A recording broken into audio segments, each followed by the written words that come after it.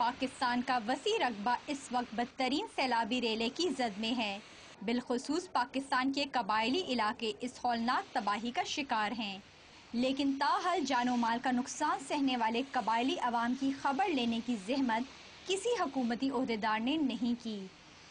ہمارے لوگ دیکھتے ہیں کہ ملک میں یہ سیلابی اور یہ پانی کا جو مسئلہ تھا یہ پوری ملک میں تھا، ہر جگہ پہ میڈیا والے بھی پہنچ گئے، حکومت اہلکار بھی پہنچ گئے، ان کو ہائی لائٹ بھی کیا گیا، ان کے ساتھ ہمدردی کا اظہار بھی ہوا، لیکن ابھی تک ہمارے جو ٹرائبلز ایریا ہے کسی بھی ایجنسی کا، چاہے وہ باجوڑ ایجنسی ہو، مومند ایجنسی ہو، خیبر ایجنسی ہو، کرم ایجنسی ہو، وزیرستان ایجنسی ہو، ابھی تک کسی نے نام ہی نہیں لیا ہے۔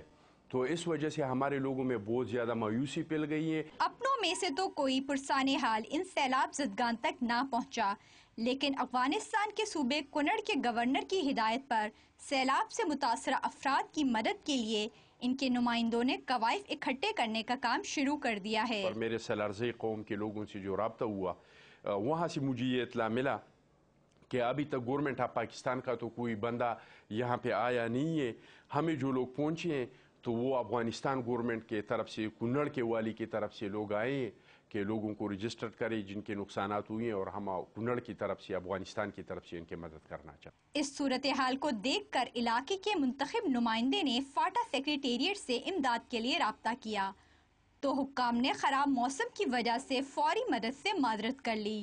دوسری طرف حکومت کے اصلاح پرواہ رویے اور افغان صوبے کنڑ کے گورنر کی قبائل کی مدد کی فراخ دلانہ پیشکش نے قبائل کے کچھ حلقوں میں تشویش کی لہر پیدا کر دی ہے۔ فاٹا سے ممبر قومی اسمبلی اخندزادہ چٹان کا کہنا ہے کہ اگر افغان حکومت کو سیلاب سے متاثرہ قبائل کی مدد میں اتنی دلچسپی ہے تو وہ حکومت پاکستان سے رابطہ کرے۔